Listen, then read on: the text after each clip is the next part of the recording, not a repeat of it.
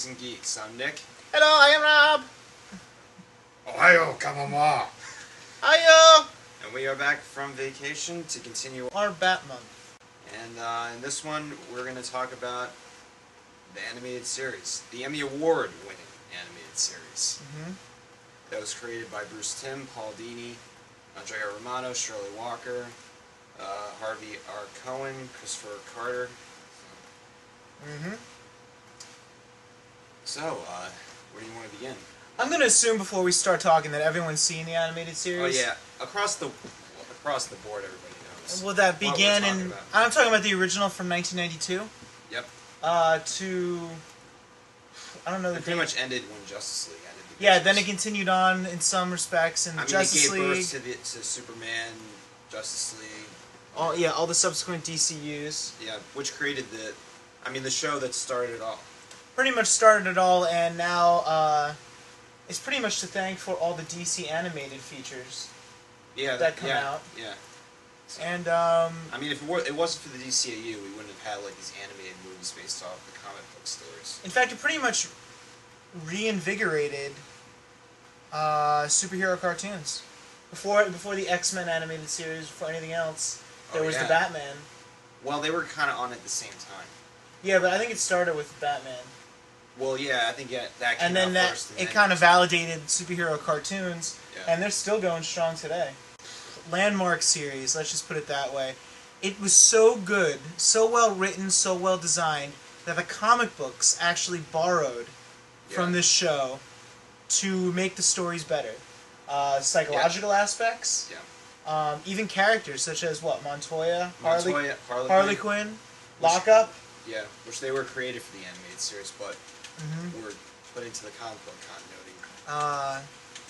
And all those creators and people who worked on it, I mean, they still work today. Yep. I mean, in the comic industry, you know, they basically revolutionized it. They really took it to a new, realistic level. Yeah. And as me and Nick were noticing when we were watching the latest Two-Face, or the origin of the Two-Face, just how mature it was, too. Yeah. Really above the normal crap that's on TV. You know, actually had a sort of psychological, dramatic element. It dealt with mature issues. And I think that made it more successful because kids don't like to be talked down to or you know, trivial. Or like hammered a life lesson into their brain. Right, I mean, there was no star blazing across the screen and then a G.I. Joe popped out. Even though there was like a one-liner at the end. Like, it was really good. Yeah. I mean, and it also garnered the attention of a lot of, you know, older fanboys and people like us people like us who grew up watching the show. Grew up watching it. Was my main exposure to Batman and DC before I started using the comics. Yeah, I was just about to say that. Yeah, well, and then stole my thunder. From then, I still am a fan, and Nick has all the DVD sets. We watch it. We watch it fairly regularly. I mean, we'll go watch an episode or two, or sometimes more. Well, yeah. I mean, I got stuck back into it when they started releasing them on DVD because Batman Begins was coming out at the same time, so so it got me immersed back into the Batman mythos. You know, and I think as we said on our previous episode about the comics, this is our knowledge of Batman, of the universe. So, yeah, this is how mine started, really. Yeah. I mean, everyone's familiar with the characters. If it weren't for the animated series, we wouldn't have known about the universe. Yeah, I mean, everyone's familiar with the characters, but it was this that actually was the primer for DC that made me go and seek the comics out and the characters. And I often find I prefer the DCU versions better. Yeah. But, I mean, that's neither here nor there. I mean, and many did borrow. Yeah. As is the case when I read Under the Hood, you know, Mr. Freeze, he just got turned back into a criminal. Like, just a criminal with a cold gun. You know, there was the psychological aspects were gone, like the wife and all that. So that's a shame. But anyway, well, in this show we're going to talk about, you know, some of the episodes, because we can't go into detail about every single one, so we just, picked out a few. I'll just say on a whole, you know, a very excellent series. I recommend it to anyone who's trying to study animation or story, or who wants to learn, like, the basics of Batman and the DC Universe. Yeah. I would really recommend any of their work. I mean, it does have flaws, but overall, it's still an excellent series, regardless. True, I really think it's the best incarnation of Batman I've seen. Movie, comic book aside, I think the animated series gets it best. Yes. That's my personal opinion. Also, one of the best themes for Batman. I mean, as we just did with the intro to our show. So. Yeah, I mean, I really like that theme. I mean, the movie theme's good, but this is pretty much the theme for this show. Yeah, this kind of score is just... even though the intro was more of the Danny Elfman song, music. So. And I mean, it is kind of nostalgic, so I am a little biased. But I have to say, it's really a moving score, and Shirley Walker did an excellent job, and she is missed. And not only did she do that Batman theme, she scored the entire episodes in almost like a movie-like fashion. There was always great background music. music. As Eric Radomski, said, mini-movies. Right, and every single one had its own theme. Yeah, had its own theme and its own scores. Also, she did a great job of defining the villains musically through their themes, which are recognizable and are all pretty excellent, I have to admit. Yeah. She really brought up the level through her music. Just had to say it. Just had to chime in with that. And Shirley Walker will be sorely missed.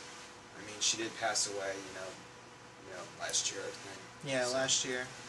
I mean, left a legacy of great music behind. Right, which they should release, as we talked about. And which there is a petition online, and Nick will post the link in the blog notes. Yeah. To sign your name up and have those scores released. I know it's a slim chance, but to have those actual Batman animated series scores released would be amazing. Well, I mean, for example, the Richard Donner cut of Superman 2, for years, ever since that sequel, was out, people have been petitioning, Richard Donner's cut of Superman, and look what happened. They finally released it. So maybe in 30 years we'll get Shirley Walker's music. Oh man, my God! Please let it not be that long. It'd be so much easier. All you'd have to do is release it on CDs. Yeah. I am telling you, you would sell enough to make it worth it. I mean, or put it on iTunes. Yeah. That doesn't cost you anything. $1.99. Well, I think. No, I'll do $1 a song, thank you. But still. Well, I don't know. If you buy the whole album, it's different, right? Oh well, I'll buy the whole album. I know a lot of people that would. But anyway, we should also say another great thing about the series was the voice acting. Definitely. I mean, Kevin Conroy. As the main character.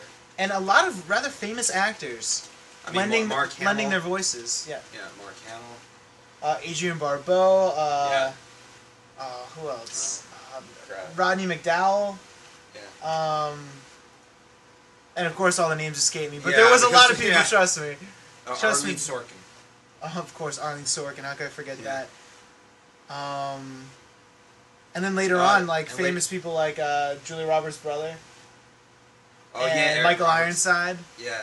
Well, we're kind of that's going into the DCU. Yeah, but I'm just saying, they had a long tradition of, famous voices and excellent voice actors. And Jeffrey Combs is the Scarecrow later on in the new Batman. Right. So, which I say right now, that look of him in that series was much better than the previous, because it was, the traditional comic book Scarecrow outfit, but in Gotham Knights, it was much more frightening. Yeah, it was as far as you could go with scary in a cartoon. Yeah. And if you imagine a man who's, pretty imposing, tall and broad, with a hangman's noose, a creepy-ass voice. And moves like a ghost. Yeah, moves like a ghost.